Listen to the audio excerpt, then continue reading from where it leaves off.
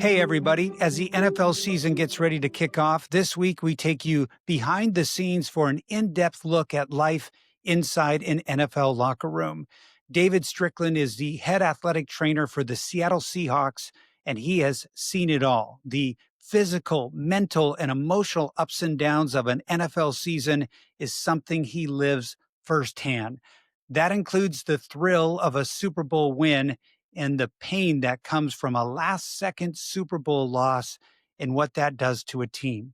More than anything, David shares the human side of the NFL player and the work and struggle it takes to stay healthy in such a physical profession. David is a great guy, and he sat down with us while working 15-hour training camp days. We appreciate our time with him, and I know you will too, as we go inside the locker room with David Stricklin.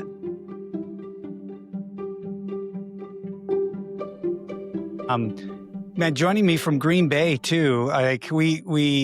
It's great that we're able to do this, and I want to let people know how much I appreciate your flexibility, David. Because we ideally would have done this in the off season. It would have been the smartest thing, and we tried, and it didn't happen. And you're so gracious that like your busiest time of the year, probably training camp. We make this happen while you're on the road in Green Bay. So thanks for being here. Yeah, absolutely. I appreciate the invitation and thanks for the inclusion always. Well, I'm looking forward to getting into the weeds and behind the scenes of what it's like to be a trainer at the NFL level. You're in training camp right now. What is that like? Because I think you have like 40 extra players at least at the start. Do you guys get extra help from a staff standpoint, or you're just covering more ground? Sure. Yeah. We're in training camp, like you said.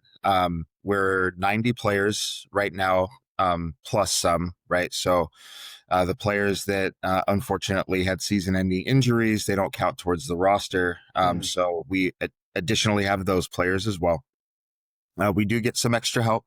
So we bring in 6 summer interns. Mm-hmm. And those are usually athletic training students from around the country that are in certified athletic training programs or accredited athletic training programs.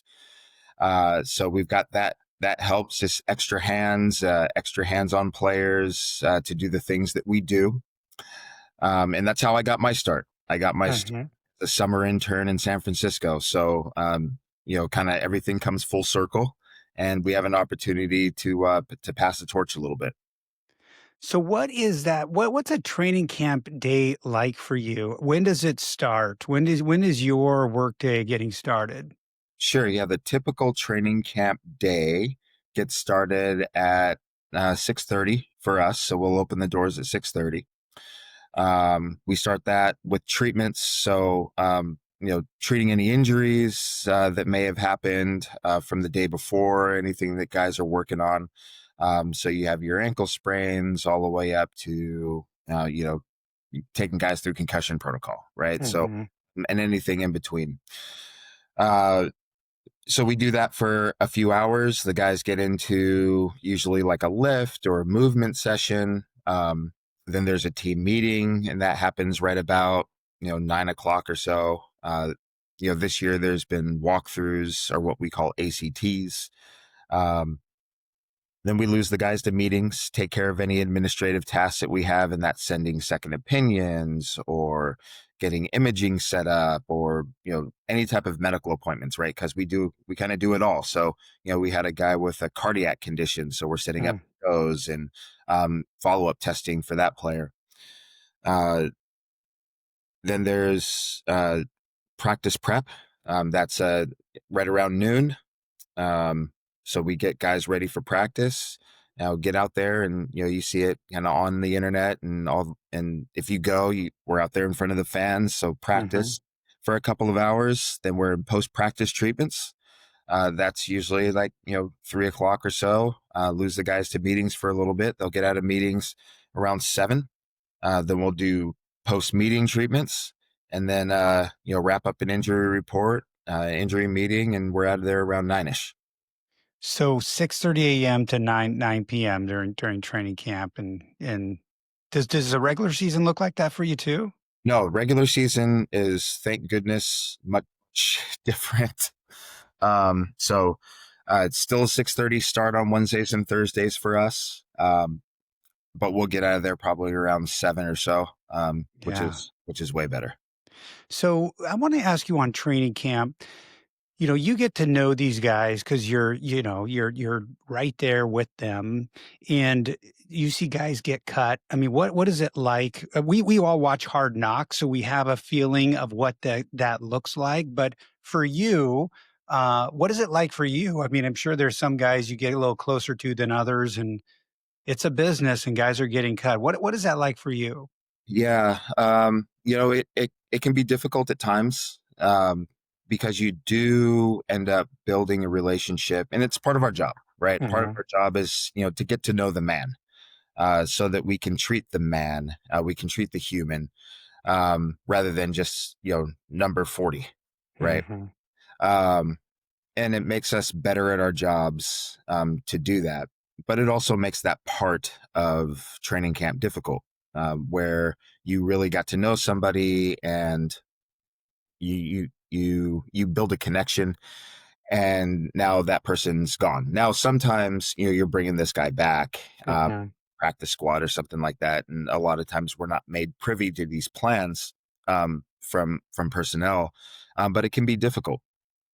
One of my former mentors, Barney Graff, he said, be friendly, but don't be friends. Hmm. And, that works pretty well 80% of the time. Hmm. But, you go through some stuff with some of these guys. When Richard Sherman got released, that was difficult. We'd been Hmm. through a lot together from an injury standpoint, and, from a personal standpoint, and, Bobby Wagner, and, the Doug Baldwins of the world, Cam Chancellor, and you have to say goodbye to these guys eventually.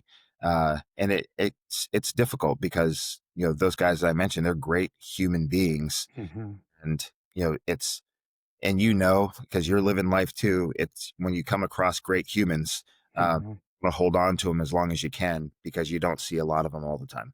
Yeah. Yeah, that's great insight. I appreciate that. Um, and describe what you're doing with players because people hear athletic trainer, you think of taping ankles and things like that. And but you were talking about EKGs and concussion protocols. I mean, what's the role of trainers? And you're the head trainer, so your role has probably changed over time. But what what are you doing with these guys that you're spending so much time with them? Sure. Yeah. I guess the best way to describe it in a nutshell is anything healthcare runs through us.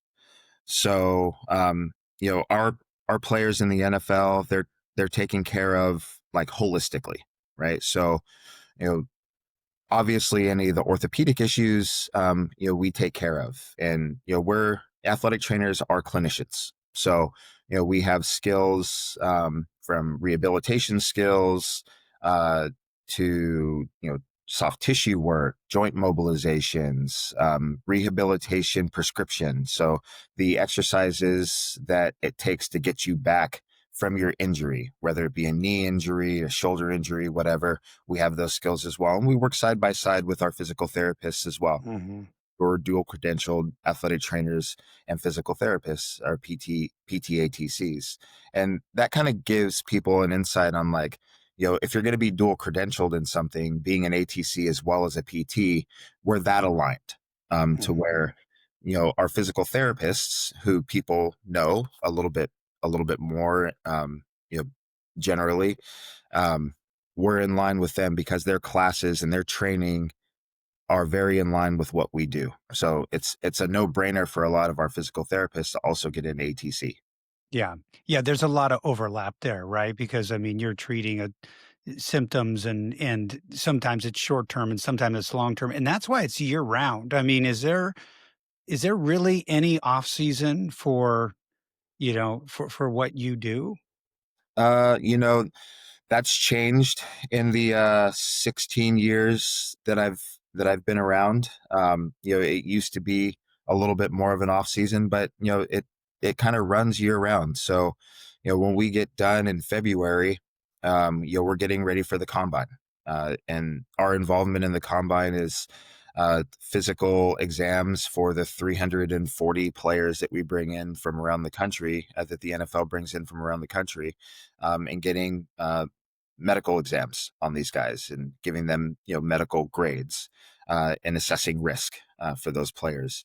Once that's over, we start to work into, we have our big meeting, which is our medical summit, or our health safety summit, which includes our dietitians, our strength and conditioning coaches, our equipment managers, our athletic trainers, physical therapists. We're all under one umbrella. We get together just to talk about the players' health and safety and all the things that we can do and should do to better ourselves for our players.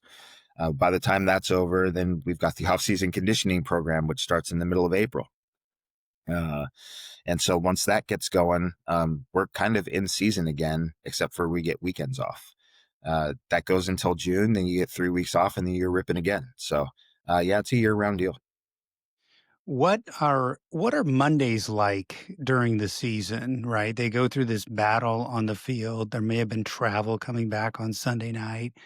What is Monday just like a emergency room type situation with guys coming in with all beat up? I wouldn't quite equate it to an emergency room situation. I've watched ER in one episode Yeah. of the new show that's out. But not quite that, but it is definitely my worst day of the week.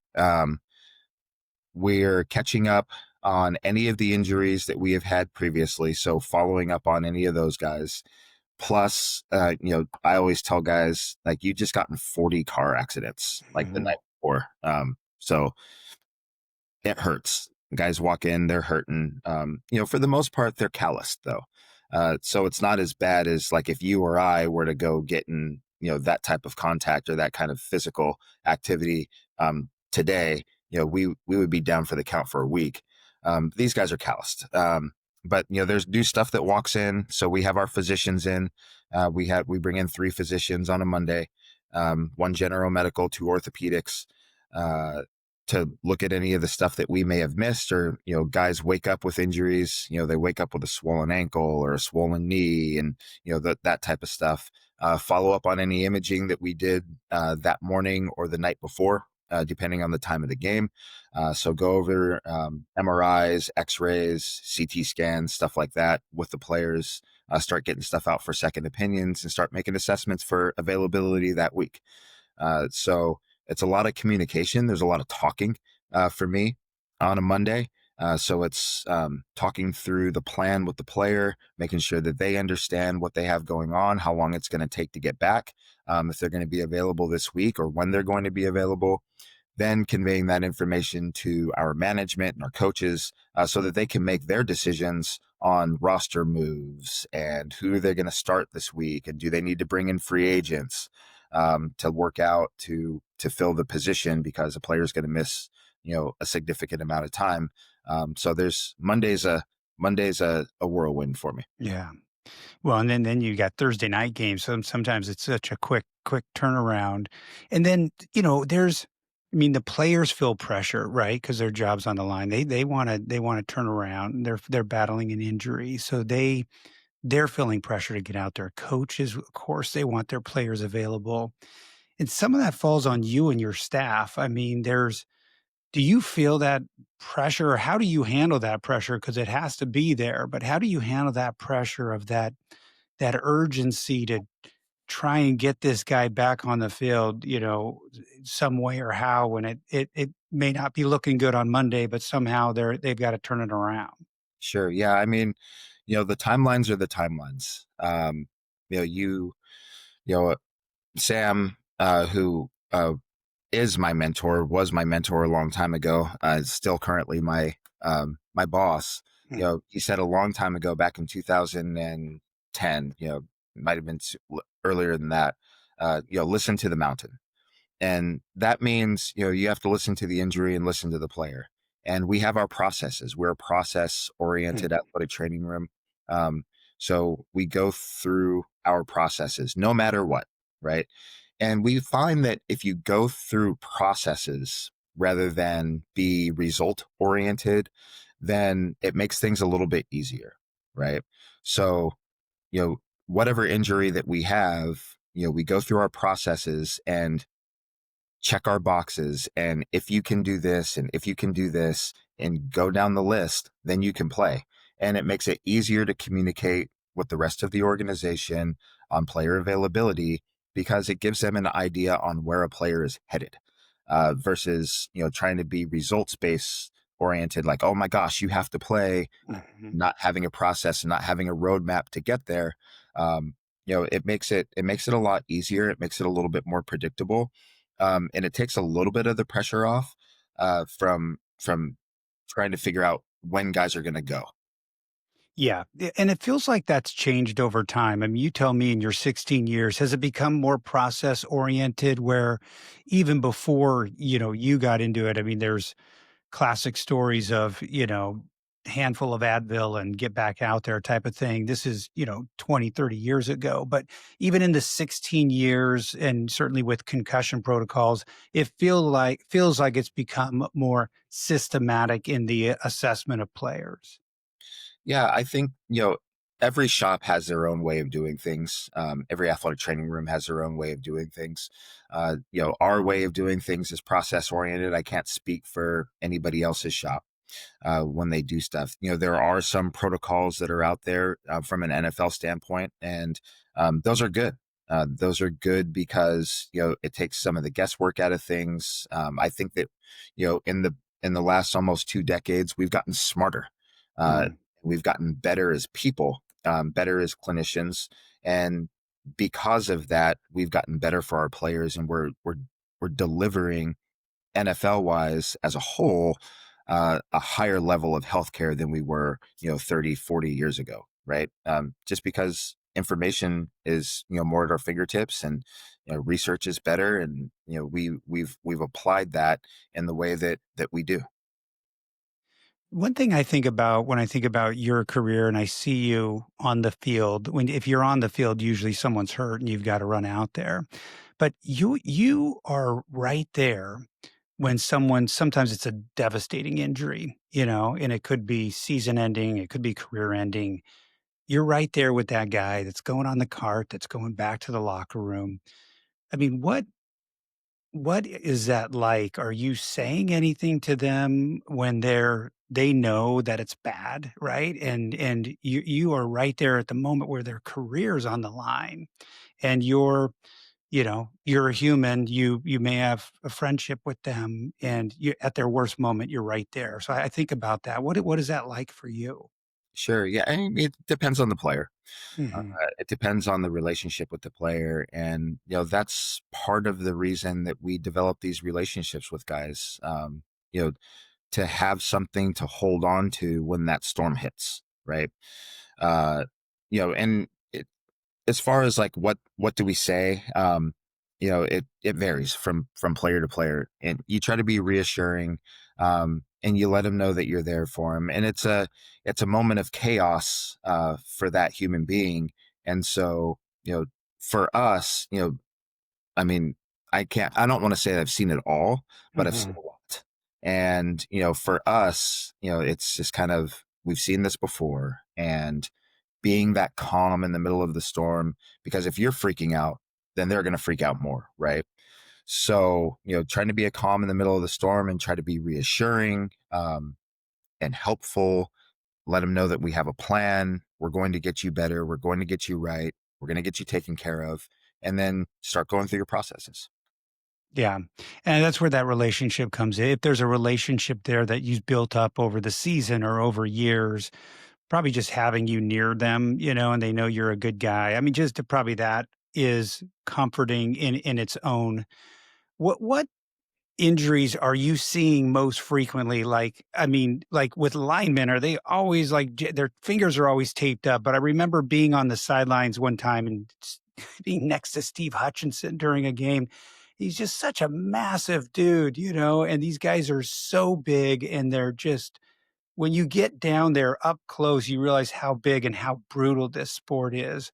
And so within a game, What are kind of the most common things you're dealing with? It that varies honestly from game to game and really from year to year. We'll hit a rash of injuries. We might have a bunch of elbow injuries for some reason in one year, and then we won't have an elbow injury for 3 seasons or something like that. So it really varies. But hand, wrist, fingers, thumbs. Like you kind of alluded to the offensive linemen with their fingers taped. There's a reason they do that because they hurt Mhm. their fingers a lot, and this game is played a lot with your hands. So hand, wrist, fingers, thumbs, stuff with the feet. Because they're in contact with the surface every play. And then after that, it's just kind of, roll the dice and figure it out. What does can you think of any stories or players where they've bounced back, or you've seen the resilience? I mean, a lot of of course these guys are tough and they have to come back from things, but you know, are there any guys that jump out to you when you think about what they've had to put up with to be out that maybe we don't see, right? We don't see it every week, like the work these guys are putting in to get back out there.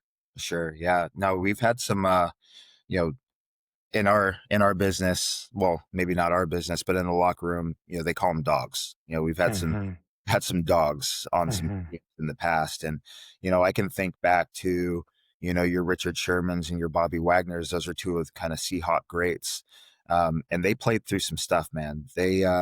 Those guys those guys played through stuff that they were recommended to not play through, and they somehow did it. Um, and those type of players actually make my job really difficult, uh, Uh-huh. because the coaches go, well, how come this guy can play through that injury and this guy has the same injury and this guy can't play through it, right? So they they made my job a little bit harder, but they were also, there's a reason why those guys were so great at what they did. They had, I always call it, they had the protoplasm to play this game, or they have the protoplasm to play this game. In Bobby's case, he's still playing, um, because they're able to somehow manage pain and take care of themselves as well, at such a high level that they were able to do a very difficult game with very difficult injuries, and they garner a lot of respect. Yeah. Yeah, you got to be tough, man, to make it in the NFL, no doubt about it. What about the mental side of things? I mean, that's got to be a huge part of it, and I don't know if you guys, delve into that. If clearly there's other people for that, but what do you see? What stands out to you from, the mental side of perseverance with these guys? Yeah, that's a great question.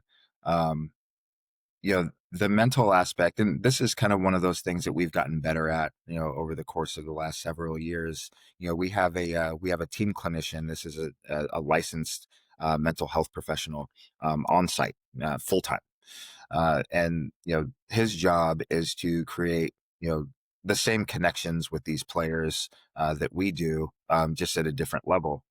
Everything that he does with our players is confidential. He doesn't share any of that information with anyone else in the organization. So the way that I send up an injury report, he sends no report, which is super helpful to a lot of our guys who are working through some of those personal issues or mental health issues, and they don't want that broadband across the organization. Mhm, um, from our side of it, dealing with that part of it, it's having an understanding of who you're dealing with, a basic understanding of mental health and personality traits, so that you can treat the man again, and not the injury.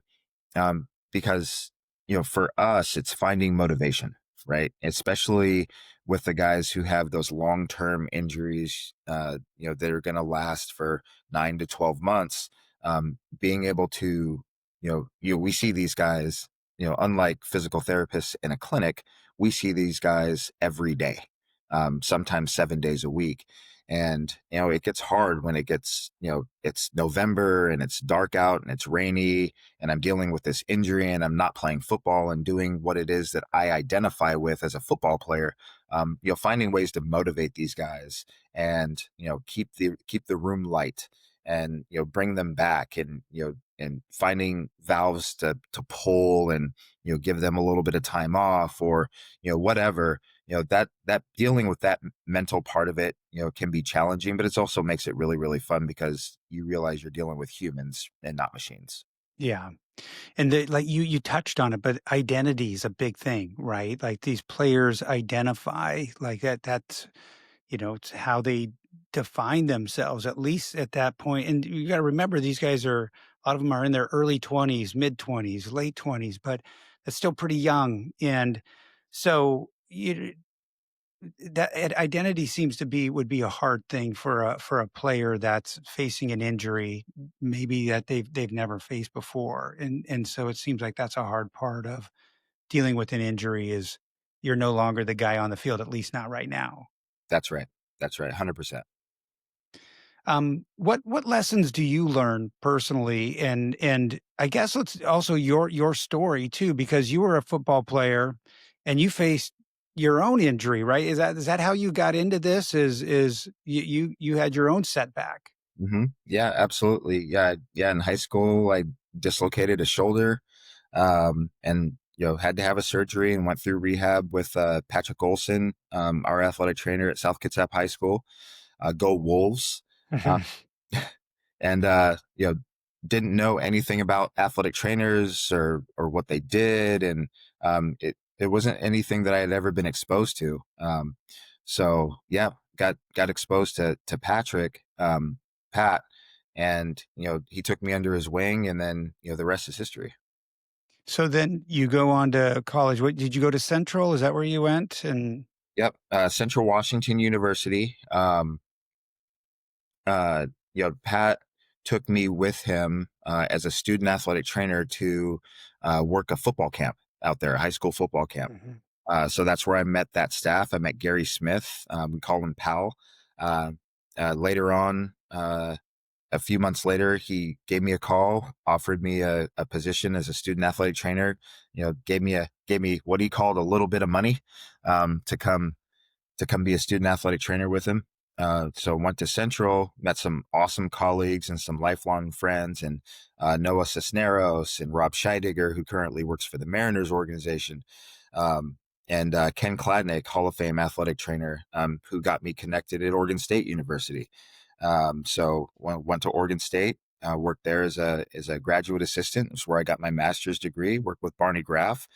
Um, got connected with the San Francisco 49ers previous to that for a summer internship, as I talked about a little bit earlier. mhm.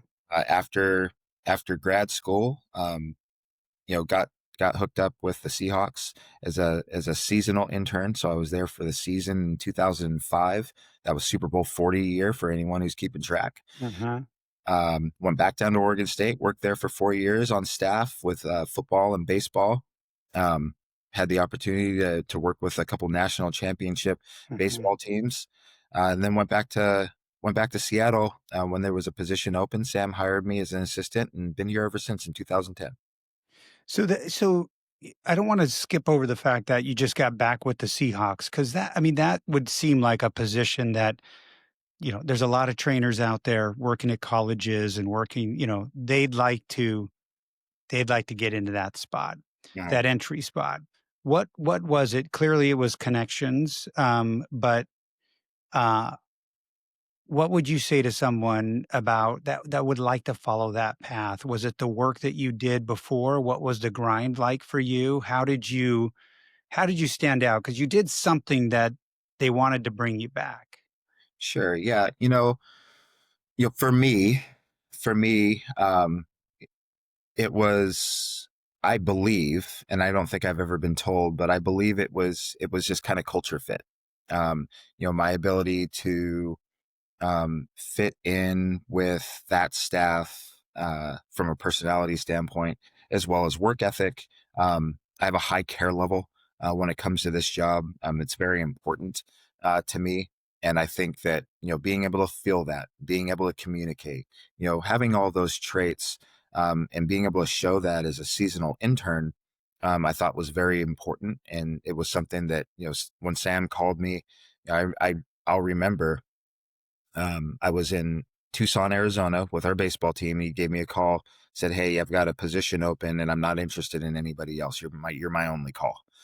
Which was hugely important to me because, as you said, I made an impact uh, Mhm. enough on that staff to where they had an opening, and I was the first name on the list. And I believe it was because of work ethic, it was because of culture fit, skills, didactic skills as far as being able to treat players and you know connect with players. That was what got me there, or back here. I always tell our students, you have limited opportunities to make a good first impression. And so somehow I was able to do that in the time that I was with the Seahawks as an intern. And that's what got me where I am. And so you've been with the Seahawks, what'd you say? Is it 16 years? Is that right? That's correct. Yeah. Yeah. So, and you were a Seahawks fan growing up, right? I mean, like, so what is that like? What was it like for you as a kid as a Seahawks? I think you went to some games with your dad in the Kingdome and all that, right? So take us through that. Yeah. So yeah, so my dad, we didn't have a whole lot of money growing up, but my dad somehow had some 300 level Seahawks tickets, and I think one of the seats was behind a big concrete pillar. I believe it. so, it had kind of, had a visibility issue, but, it was awesome. Going to the Kingdom, we had kind of a little bit of a ritual, and, kind of where we would park. We wouldn't park near the Kingdom. We would park in downtown Seattle and catch the transit in. We would have our deal with, like, first quarter, we'd have peanuts, and then we'd move to hot dogs in the second quarter. And, we would end up, I can't remember what the third quarter was, but then the end, fourth quarter was always Frosties. Uh, Yeah. and, those were always great memories, and walking up the Yes. spiral ramps all the way up to our 300 level seats, and, watching these little guys, run around on the field because we were so far away. They looked like, small humans. But no, it was great. It was great experiences. The Kingdom was awesome. I can still feel the soap in the bathrooms, that gritty kind Yeah. of soap that they had that felt like sand. No, it was great, and to be able to come back and, be a part of the organization that I grew up watching as a kid, has been spectacular. That's awesome. And then to not just be part of the team, but some very good teams. I mean, what was that Super Bowl experience like for you? Yeah, it was awesome. I guess to sum it up, it's cool that you asked that question because, one of our new seasonal interns, asked me about that this year. He said, "Could you describe the feeling?" Um, I can tell you that, I'm big into journeys. As I get a little bit older in life, and, you talk about the journey of a Super Bowl season, and, you know we talked about training camp and what training camp is, and being here in late July and August, and all the stuff that we go through in the long days. And then you get to February, and you've gone through all these different Mm. ups and downs throughout the football season, with injuries and, um, you know personality clashes, and whatever it is that you've had, that kind of culminates in this final game. And it's this final goal that everybody has in an organization, is to win a Super Bowl, right? Nobody starts a season going, "Oh, we're not going to win," right? So, you get there, and you're tired. You're physically and you're emotionally exhausted, just to start the week, and you got to Yeah. find a way to, just to call it up for one more week. You're away from home. You're away from your support network, as far as, like, all our ancillary providers that help us out. Um, so you figure it out, you find a way, and the week itself is always full of drama, right? That I remember Super Bowl 40. The guys were going to a media event, and, the security guard hit the little steel post that came up and, like, jarred the van. So we had all our starters, or not all of Yeah. our starters, but I mean, like Matt Hasselbeck and Walter Jones, like, they're in this van, and so they get basically this car accident. You you always have some type of drama in the week leading up, and everything's magnified, right, because of the Right. gravity of the game. And then you get to the game, and once they kick it off, you're like, oh, okay, this is just a football game. But for us on the other side, or at least for me anyway, on the other side, and I didn't realize that we had the best defense of all time. Um, yeah, Peyton Manning on the other side of the field, and you're like, dude, I have watched this guy engineer comeback after comeback and miracle after miracle. Like, we can't be up by enough points on this Mhm. dude, right? He's amazing. Um, and so, you kind of get through all that, and all that weight of the season and August and the drama and the ups and downs. It's very validating to win the game, and I liken it to just finishing a race, or finishing a project that you're very, very proud of, and it's very fulfilling, and it's an indescribable feeling of just kind of joy and contentment and validation that you feel when the confetti falls. It's amazing.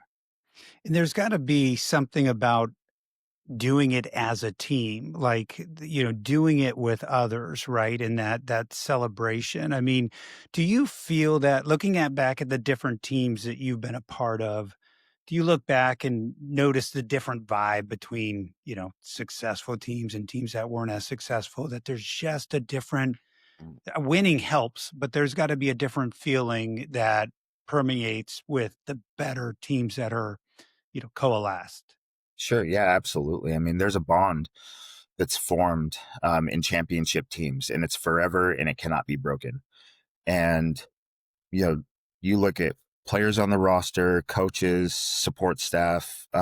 Once you've gone through that crucible together, um, you know, I I don't ever want to compare what we do to battle or war, uh, Mhm, because it's not that serious, mhm. and I have way too much respect for our armed forces that do go through that. But I can only imagine that what they go through when they've been in combat with somebody. That crucible that they go through is very like that bond is the only thing that I could imagine it being like. Yeah, You go through something so visceral together that it connects you forever. And you can feel it. You can feel it when you see former players from that Super Bowl team, or former coaches from that Super Bowl team, or support staff from that Super Bowl team, or even the championship teams at Oregon State. Um, you know, we're bonded forever, and you can feel it. It feels much, much different, like you said, because we've gone through something so visceral together. yeah, and you have that forever. So, okay, so I've got to ask you then, you share that great joy together, and you win the Super Bowl, and the next year, you lose the Super Bowl, Hmm. right?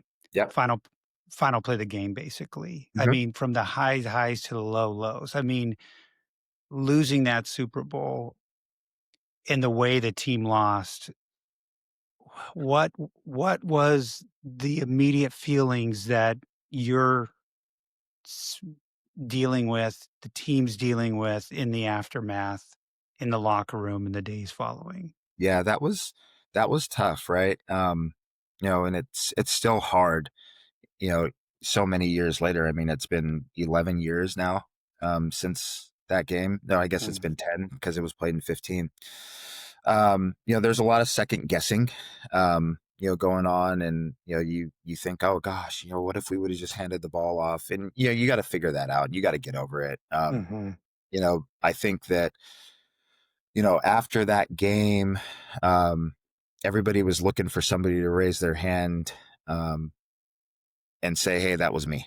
Like, that was my fault." And I think a lot of the issues that our team had after that were because that answer didn't really come. It didn't mhm, years later, um, and so that created a lot of division and strife, and those types of things within the locker room. And it was something that I don't think, as close as the bond was with everybody, I don't think it ever came back. I don't think it was fractured, right? mhm. Um, and and you see that with championship teams anyway. You see a fracturing of bonds and things like that, because you know the 2014 team was not the 2013 team, right? Mhm. You have different players, and you have you know guys that were there in 13 aren't there anymore.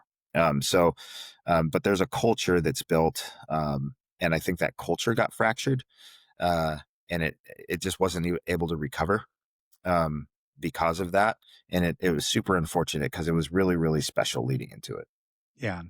I don't think it's really surprising that it fractured when you break it down. Like it would probably take a pretty special leadership team and mindset of players to deal with that. I mean, maybe it could have been handled differently. I don't know, but that was a tough one, and for Seahawk fans, but for those players and the people in the locker room, because you've been through that battle for so long, right?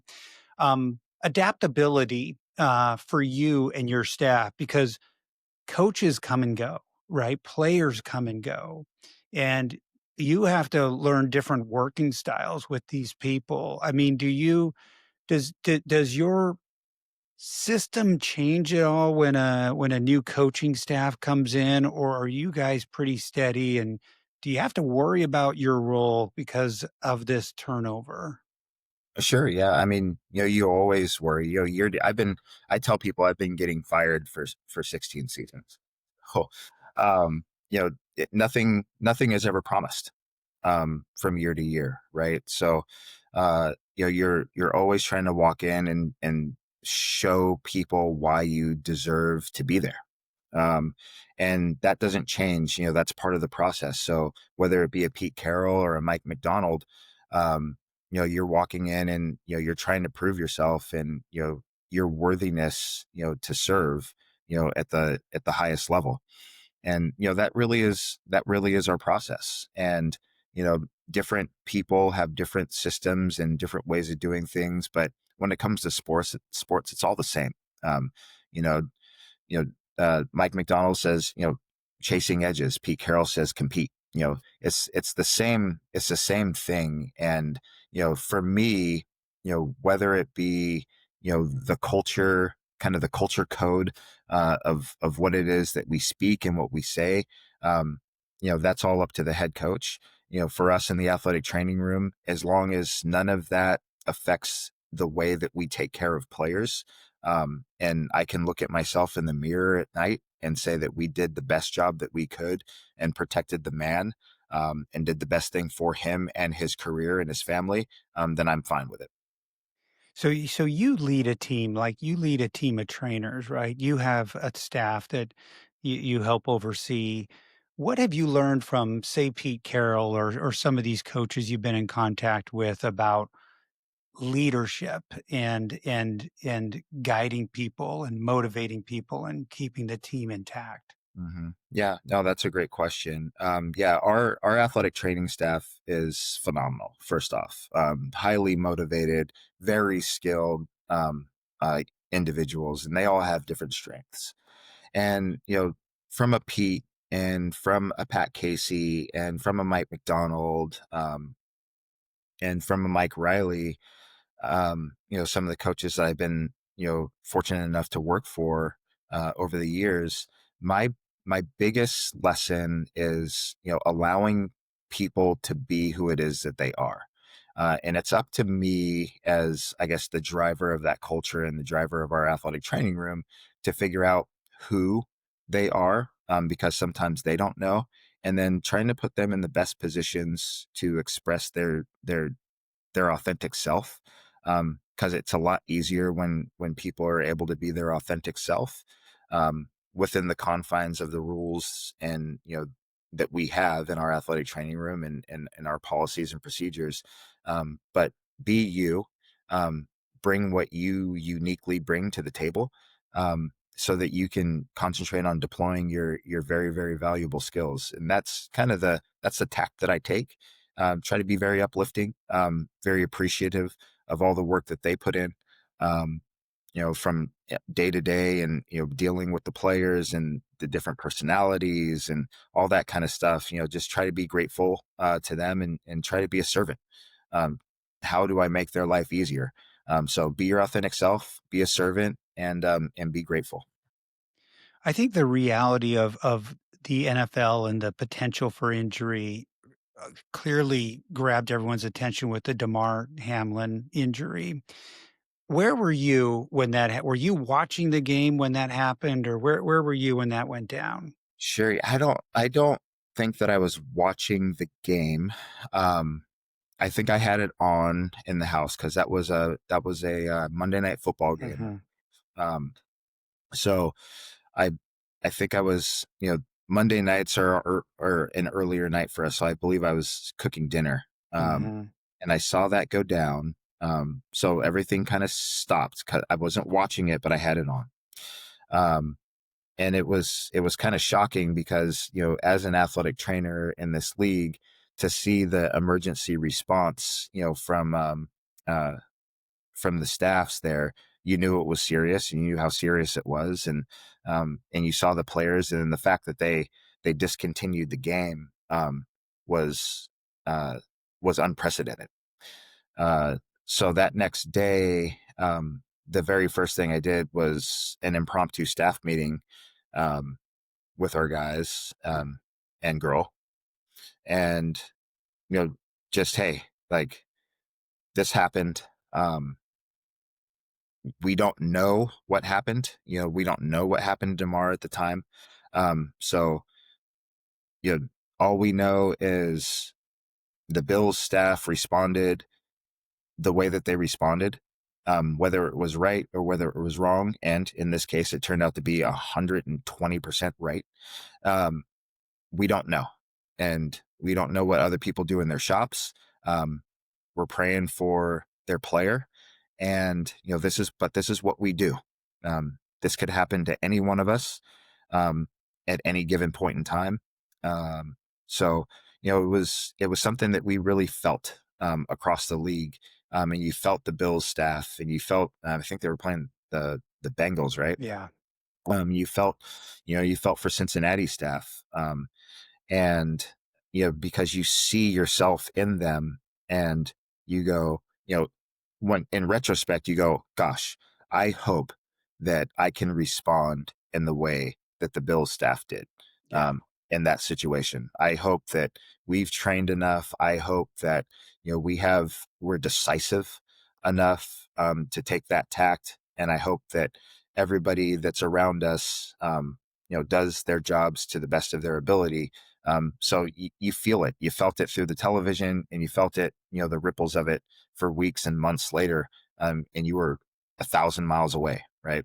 But it was very spooky, and it was very, that was a hard one to watch. yeah, yeah, and not that you or your staff needed a reminder, but I think it was a reminder to the public, like that what can happen out there and what really goes on the field, in the worst case scenario. And to see him come out of it and people support him was a great ending to that story. During a game, there's so much going on. We're watching on TV, right? So we're watching the game, we're watching the ball, but you're on the sideline and that you're dealing with problems all the time.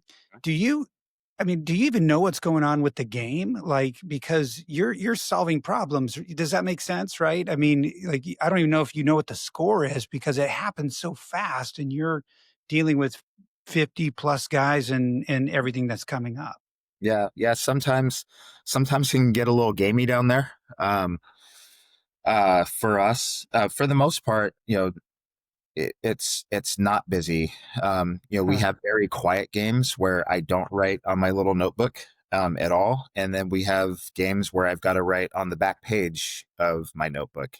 And on those games, yeah, I a lot of times I don't know what's going on. I'll get back to the sideline, like how did they score, or how'd they get the ball, or what's happening.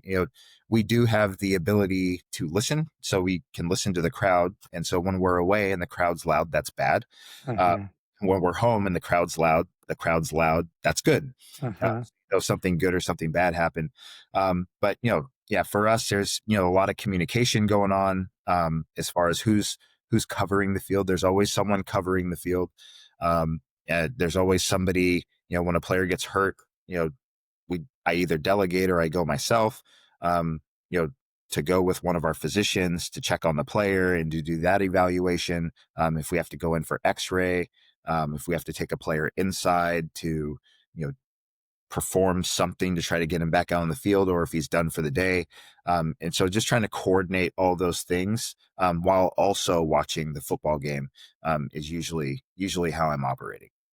So you said writing on your notepad, like what are you writing down typically? What tracking injuries or what's that? Yep. So I've organized it throughout the year. So it's quarter that a player got hurt or had an issue, name of the player, body part, injury, whether or not we're going to get MRI and X-ray um, on the injury. I try to jot the time down that I got hurt, so I can go back to film later and maybe watch the mechanism and better understand what happened to that player, and that's been super helpful. So yeah, just organizing so that we can follow up with the player, and then we can also do a good job of reporting that at the end of the game to our head coach. Yeah. And then what's going on at halftime? That must feel like it goes by in a blink of an eye. I mean, you guys get in there and it's like before you know it, they've got to turn around and go back out. Yeah. For us, halftime is about trying to clean up. Guys are getting checked out. Hey, I twisted my ankle. I don't want to look at right now. I'll come see you at halftime. Or whatever we're looking at. So, sometimes we're retaping, respatting, um, recasting in some cases. Um, you know, Sometimes we're looking at fresh injuries or getting x-rays on guys at halftime. So yeah, it does feel short at times. I think sometimes the halftime's like 10 minutes. Mhm, Like it's 10 minutes or 5. mhm. But no, and sometimes it's super quiet, and you have the TV on in your office, and maybe you're watching some of the other games across the NFL. Um, we those are few and far between, but we like those ones more. Yeah, I bet. I want to ask you about players that stand out in your mind because something that jumped out at me is, when Tyler Lockett was with the Seahawks for a long time, great community guy, great team guy, and he left the Seahawks. We all kind of knew it was happening at the end of last season, and you put out a tweet that said how much you appreciated him and that he made you a better professional and a better man. Mhm. And I just wonder if you could explain that, like what was it about him that had such an impact on you? Sure, yeah. Tyler was great. You know, we had Tyler, as a rookie, and Tyler wasn't necessarily he wasn't the easiest person to take care of as a rookie. Uh, you know, Kind of trying to find his way. He was a kid, and you talked about it earlier, that some of these guys are in their early 20s. And he hadn't really ever had to do anything for himself, hadn't ever really been out on his own. And so to watch him grow up and become a man, kind of had me in my like big brother feels. Mhm. Um, and so he helped me with patience. He helped me with understanding, and like Tyler was always 100%, is always 100% authentically him. And it's unapologetic. Uh, and so being able to adjust to him and understand that, you know, not everybody is going to come in here, buttoned up, a professional, with all their stuff put together all the time. And being able to help him get there through conversations, lessons, that we learned together was awesome. And so when he left the Seattle Seahawks, and he imparted, he was very strongly rooted in his faith. And we had a lot of really cool conversations in the Mhm. last couple of years that were very deep and very insightful and very different than the conversations that we had when he first got to the Seattle Seahawks. Mhm. So watching him and feeling him grow was so cool, and just grew into this like really awesome dude that I was really happy to be a part of his life, and a part of his journey for that short time, and a part of his success. And it helped me learn, like I said, help me learn patience and communication and understanding, and to watch a guy grow. So it helped me be a better father, Yeah. honestly, because I have to deploy those things with my daughters. And you understand that as well. And watching them grow and all of that. I did that with Tyler first. Yeah, that's awesome. What are the leadership skills you've seen from players? Because you've seen all kinds, right? All different kinds, guys from different backgrounds and vocal leaders, quiet leaders. But what stands out to you as because you're observing, a lot of different things over the years. So what are the leadership skills that stood out to you from certain players? Yeah, there's I would say that the one that stands out to me specifically, and there were a couple of guys who were like this, is a relentlessness. Um, I talked about how these seasons can be long and they're super long for us. Um, Mhm. but they're even longer for the players who are putting their bodies on the line day in and day out, and they're waking up sore and and tired and whatever. Um, there's a relentlessness to some of the best leaders that I've seen to show up every day and be in the facility at whatever it is, 6 o'clock in the morning, and they're watching film and they're pulling guys with them. They're doing it in July and they're doing it in December. Um, you know, come with me, watch this film. You need to, and telling guys like, you need to be better at this, holding people accountable and asking to be held accountable, um, day in and day out. I think that that's the best skill that I've seen in the locker room. And I've seen it from a couple of different guys, is just a kind of a relentless pursuit of excellence. Um, and they do it, every inch, every step of the way, day in and day out. It's been, very impressive to watch. Yeah, that's great. That's great perspective. And look, David, that applies to whatever job you have. It doesn't have to be a football player, right? You can take that attitude, that work ethic. If you're a farmer, if you're a truck driver, if you're an accountant, whatever, like just care about what you do, work hard. There's a lot to be learned there. Um, what is your thought when people say, you know, football players, they make X amount of money, you know, uh, they're babied, they're whatever. Like, what is the store? What would you say to, I guess, to people that on the inside, how hard is that job for a football player to not only get there, but to stay there? Because you've watched a lot of people come and go, and it Right. can be quick, right? So what is that like for that career that that person's trying to put together? Yeah, I would say it's immensely difficult. And I say that our players, they earn every dollar that they make, because it is a difficult game. You know, from the physical aspect of it is hard, because it hurts. There's not a guy in our locker room that doesn't hurt right now. um, it it takes a toll on your family. It takes a toll on kind of your availability, and a lot of our guys have families. They've got kids and they've got wives, and they're living normal lives outside of the facility, just like everyone else. And these guys got to go home and they've got to be dad. And it makes it really difficult. From the mental aspect of it, not everybody's number one on the roster. So there are guys that are fighting for their jobs day in and day out, and they're proving, to the coaches and to the personnel department that they deserve to be there. And they've got to do that every day that they step out on the field in practice. Otherwise, they're always trying to find your replacement. So some of these guys are always looking over their shoulder, even when they make the 53-man roster. And that's stressful. And so, you compile all that stuff, from the physical stress to the mental stress, day in and day out, kind of fighting for your job, and tomorrow's not guaranteed.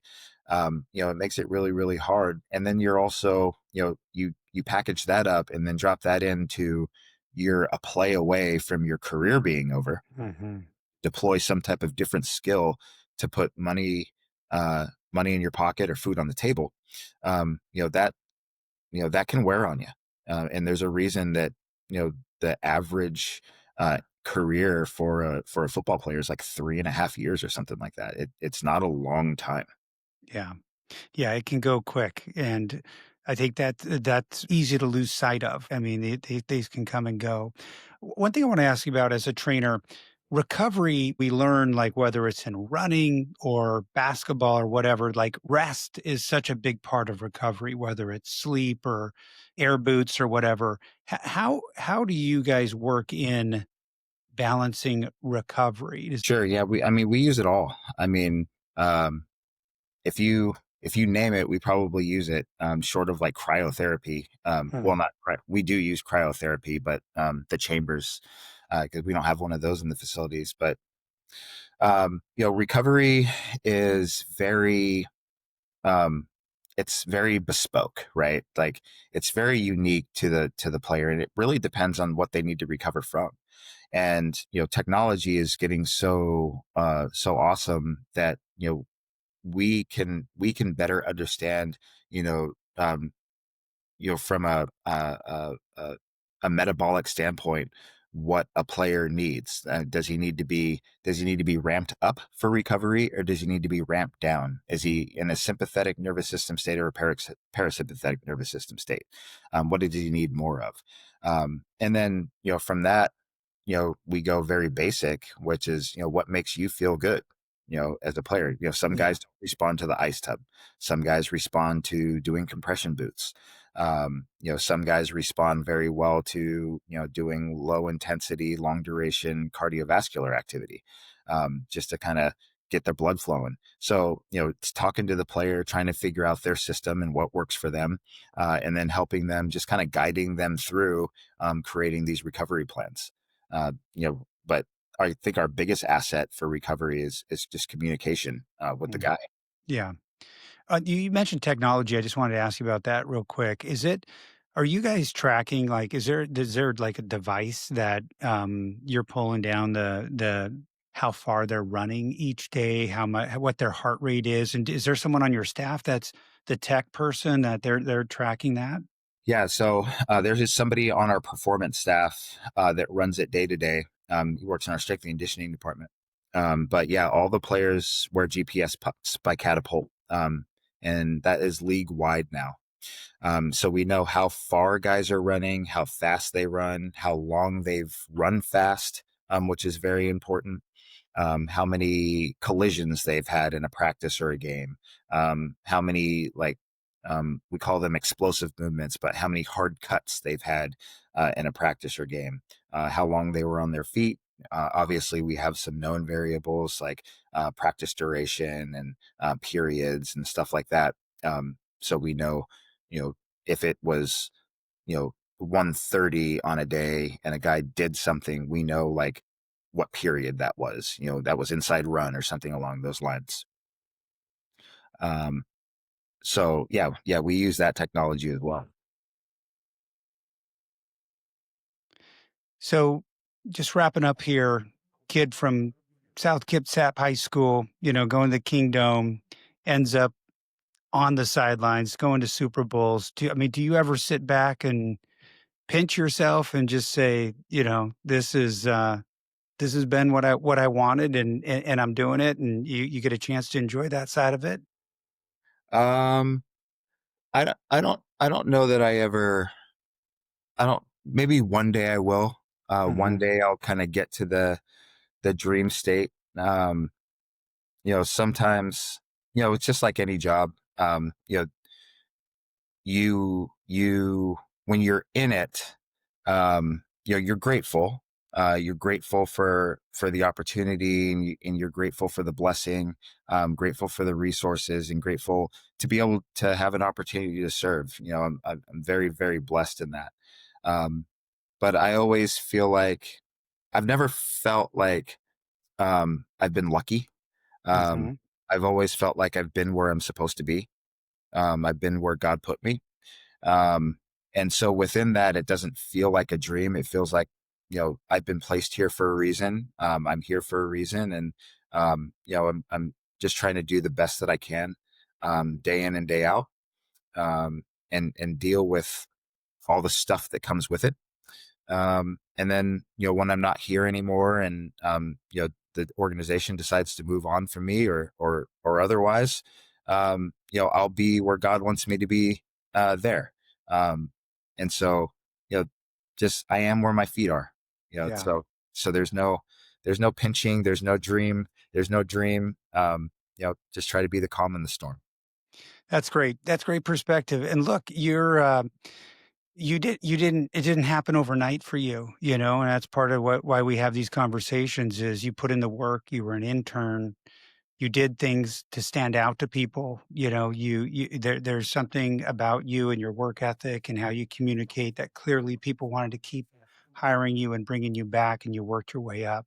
And also where I'm asking you that question in the midst of 15-hour days that you're doing, right? So maybe it's not a dream state right now, but we'll leave it on that note, David. Like in the midst of your long days, you found time to do this, and I, tried to punt it down the field, and you still wanted to do it, which I'm grateful for. So that says a lot about you and your character. So thanks for being here today. Appreciate you sharing the insights of your career, and people see more than just a football game. They see behind the scenes a little bit, and I think hopefully they get a taste of that. Sure. No, thank you very much. I appreciate the inclusion. Appreciate you reaching out and including me. Listened to a few of your podcasts, and I'm humbled to be in your midst, and with all the awesome guests that you've had on. It truly is humbling, and I'm very, very grateful. Thank you. Awesome, David. Thanks for being here. Good luck this season. Thank you so much.